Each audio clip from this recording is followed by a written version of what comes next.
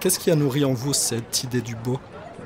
Ah, voulez-vous qu'on parle d'art ou de mes chagrins personnels qui s'accumulent? Je vous ferai pitié. Non, mais ça m'intéresse. Aristote disait « Il n'y a point de génie sans folie ».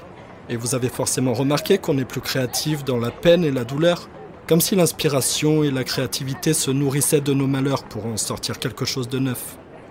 Vous savez l'expliquer? Vous pensez qu'il faut être une âme torturée pour être un bon artiste? C'est bien connu. Le poète, le comédien et l'artiste, au moment où ils exécutent l'ouvrage en question, croient à la réalité de ce qu'ils représentent, échauffés qu'ils sont par la nécessité. Alors ils créent ce que bon leur semble, et ils ont tout intérêt à savoir exprimer les monstres de leur fantaisie plutôt qu'une vulgaire trivialité positive.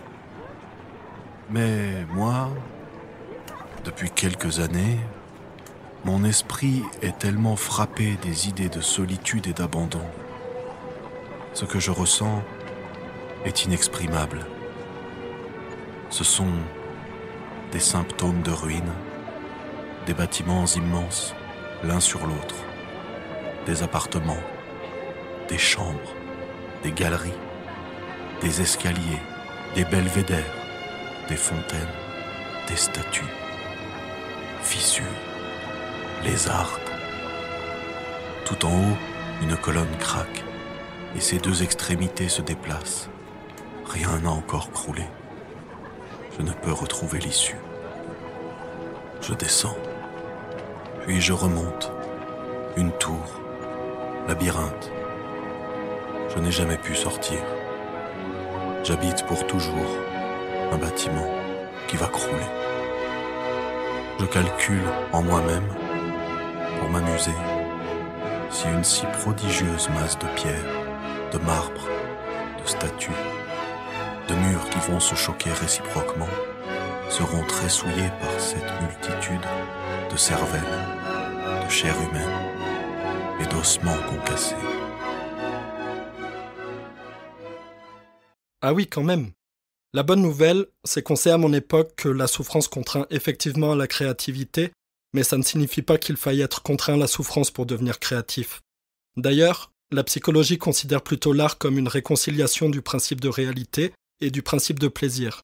C'est-à-dire que la créativité et l'imagination permettent de consoler et de sublimer nos frustrations d'exigences sociétales et de contraintes existentielles, en laissant libre cours à tous nos fantasmes, les monstres de la fantaisie comme vous dites. À travers l'œuvre d'art, son auteur est le créateur, le héros de son propre univers, régi par aucune autre loi que celle de son imagination. Et pour satisfaire son besoin de transcender la réalité, l'artiste peut compter sur le don immortalisant de la création. Vous diriez, vous, que la poésie est votre antidestin? Oh, pitié! Le don immortalisant du poème est un lieu commun de la poésie de la Renaissance. Tuer ce monstre, le temps, n'est-ce pas l'occupation la plus ordinaire et la plus légitime de chacun? Il faut, à mon sens, désidéaliser cette idée qui m'exaspère au plus haut point.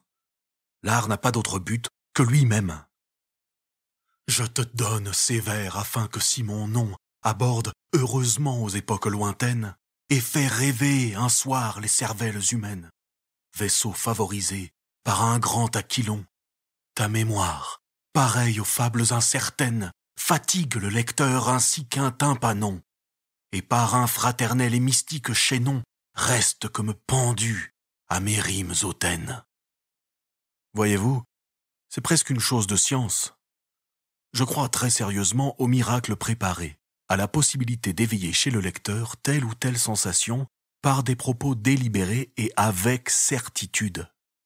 Edgar Poe, mon héros, mon maître envié et chéri, expose dans ses articles, avec le sang-froid du prestidigitateur démontrant ses tours, comment, par quels moyens précis, mathématiques, il est parvenu à produire un effet d'épouvante et de délire dans son poème du Corbeau. Lisez-le, c'est un véritable traité scientifique de délices et d'étonnement.